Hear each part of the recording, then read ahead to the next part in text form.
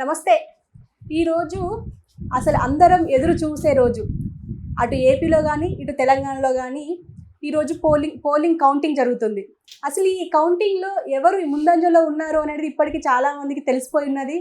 కానీ ఇందులో మనం అనూహ్యంగా చూడాల్సింది ఏంటంటే జనసేన పార్టీ. అసలు జనసేన పార్టీకి ఇండివిజువల్గా ఇన్ని సీట్లు వస్తాయా అని అనుకున్నాము, కానీ అంతకన్నా ఎక్కువే వచ్చాయి. అసలు ఎలా వస్తున్నాయి, అసలు దీని గురించి మనకు వివరించడానికి మనతో పాటు సీనియర్ జర్నలిస్ట్ కనగాల జయకుమార్ ఉన్నారు. ఆయనతో మాట్లాడదాం. నమస్తే సార్. నమస్తే అమ్మా. సార్, ప్రేక్షకులకు కూడా నమస్కారం.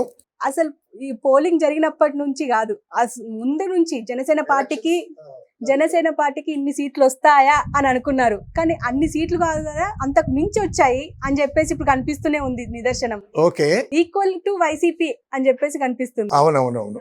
మీరేమంటారు? అయితే ముఖ్యంగా నా పర్సనల్గా నేను చెప్పుకునేటటువంటి విషయం ఒకటి ఉంది. ఎందుకంటే ఎన్టీ రామారావు గారి తర్వాత మనకు దొరికినటువంటి గొప్ప లీడరు పవన్ కళ్యాణ్ ఫ్యూచర్లో చాలా ఎత్తుగా ఎదుగుతాడనేటటువంటి నిదర్శనాలు కనిపిస్తూ ఉన్నాయి. ఆయనకు ఉండేటటువంటి ఫ్యాన్ మెయిల్ కానీ, ప్రజలకు ఆయన మీద ఉండేటటువంటి విశ్వాసం కానీ, ఇప్పుడు వస్తున్నటువంటి రిజల్ట్స్ మీరు అన్నట్టు జనసేనకి ఇన్ని వస్తాయని అనుకున్నాం, కానీ జనసేనలో ఉండేటటువంటి క్యాండిడేట్స్ అందరూ లీడ్లో ఉన్నారు. తర్వాత గొప్పతనం ఏంటంటే పవన్ కళ్యాణ్ గారితో ఎక్కడ తగ్గాలో అక్కడ తగ్గాడు, ఎక్కడ ఎదగాలో ఆయనకి తెలుసు.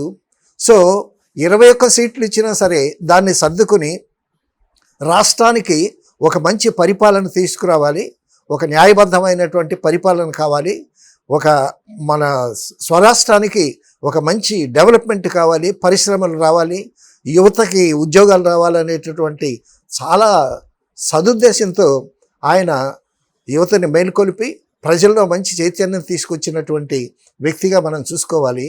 అప్పుడు నందమూరి తారక రామారావు గారు రా కదలిరా అని ప్రజల్లో ఎంత చైతన్యం తీసుకొచ్చి ఎంత ఊపాడో అంత ఊపుతో పవన్ కళ్యాణ్ ఈ రోజున రావటం నిజంగా మన ఆంధ్ర తాలూకా చాలా అదృష్టం, గొప్పతనం.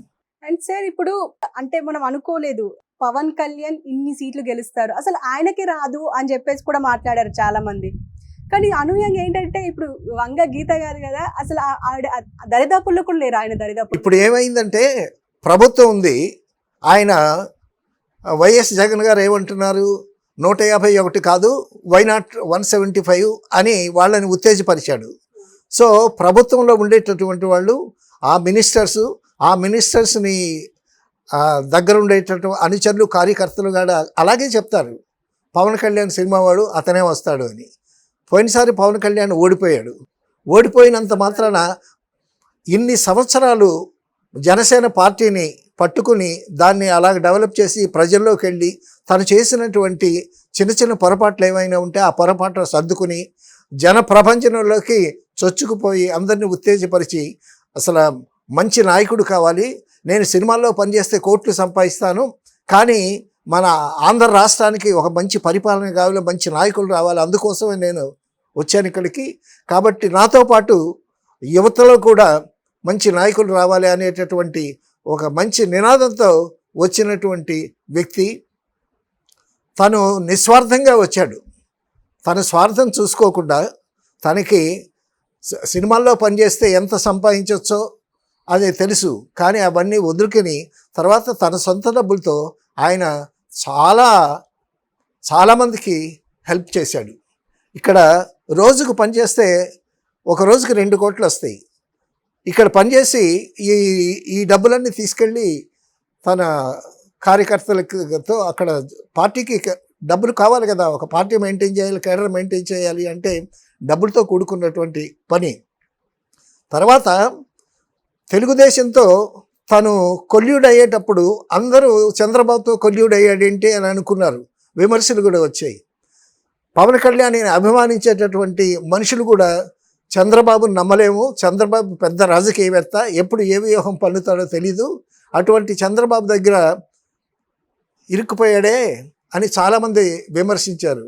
కానీ ఇప్పుడు ఉండేటటువంటి ప్రభుత్వం ఆ అన్యాయమైనటువంటి పరిపాలన దాన్ని మార్చాలి అని అంటే ఒక ఒక తనతో చంద్రబాబు నాయుడుతో ఏకమయ్యాలి.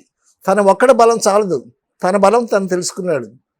కాబట్టి చంద్రబాబుతో ఏకమై తర్వాత మళ్ళా బీజేపీ ప్రభంజనం సాగుతూ ఉంది అక్కడ ఢిల్లీలో, వాళ్ళను కూడా కలుపుకొని. సో వీళ్ళు ముగ్గురు కలిసి చక్కగా ప్రజల్లో తిరిగి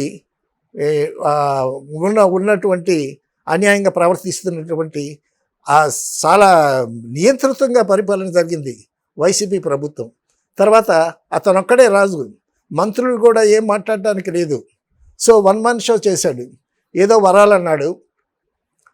ఆ వరాలు ఇచ్చినంత మాత్రాన వాళ్ళకి అర్థమైపోయింది.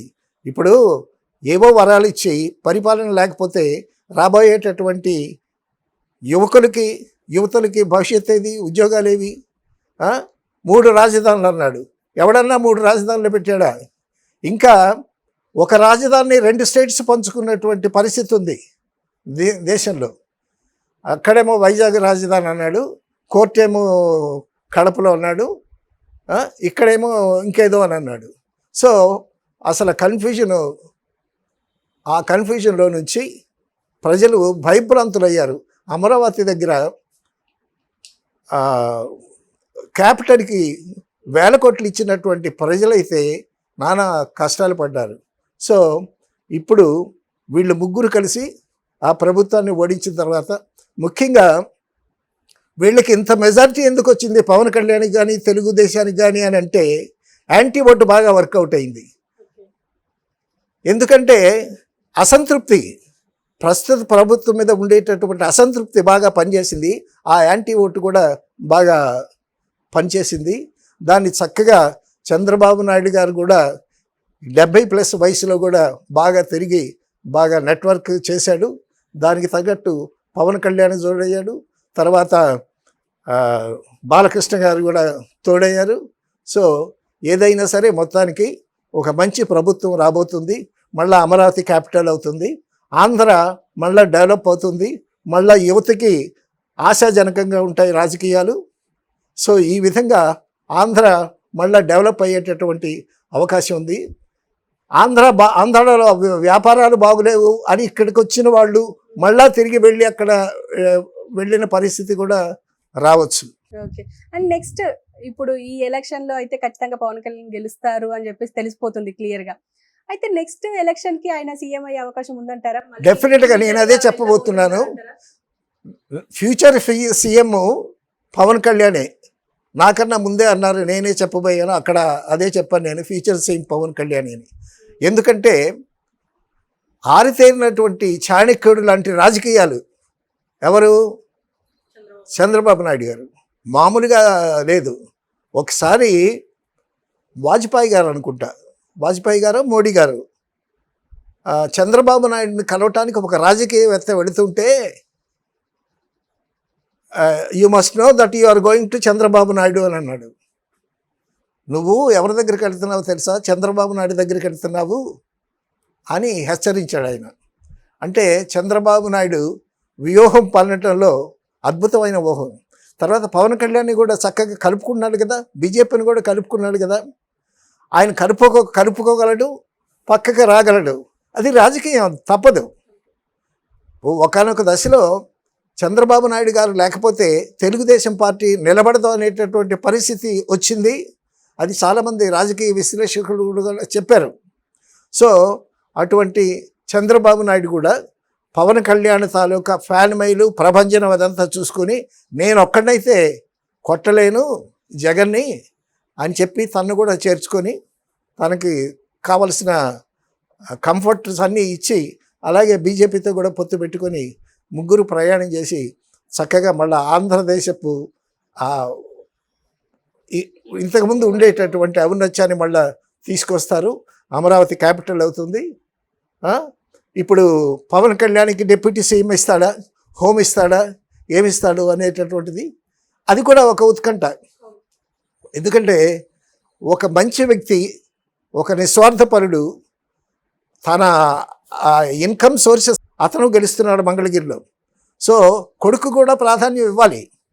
కొడుకుకు ప్రాధాన్యం ఇస్తూ పవన్ కళ్యాణ్కి కూడా ప్రాధాన్యం ఇవ్వాలి. ఒకవేళ ప్రాధాన్యం ఇచ్చినా ఇవ్వకపోయినా ఐడియాలజీలో కొన్ని పాలసీస్లో ఏమన్నా డిఫరెన్సెస్ వచ్చి చంద్రబాబు నాయుడుతో డిఫరెన్స్ వస్తే అవి బాగలేకపోతే చంద్రబాబు నాయుడు కూడా ఖండించేటటువంటి గొప్ప విల్ పవర్ ఉండేటటువంటి యువకుడు పవన్ కళ్యాణ్. కాబట్టి పవన్ కళ్యాణ్ నిన్న ఎగ్జిట్ పోల్స్లో అసలు 21 సీట్స్లో పవన్ కళ్యాణ్ స్వీప్ చేస్తాడు అనేటటువంటి ఎగ్జిట్ పోల్స్లో కూడా చాలామంది చెప్పారు. సో ఎన్టీ రామారావు గారి తర్వాత అంత ఒక మంచి గొప్ప నాయకుడు మన ఆంధ్రదేశానికి రావటం మనం చాలా చాలా చాలా సంతోషించాల్సినటువంటి విషయం. Okay sir, thank you sir.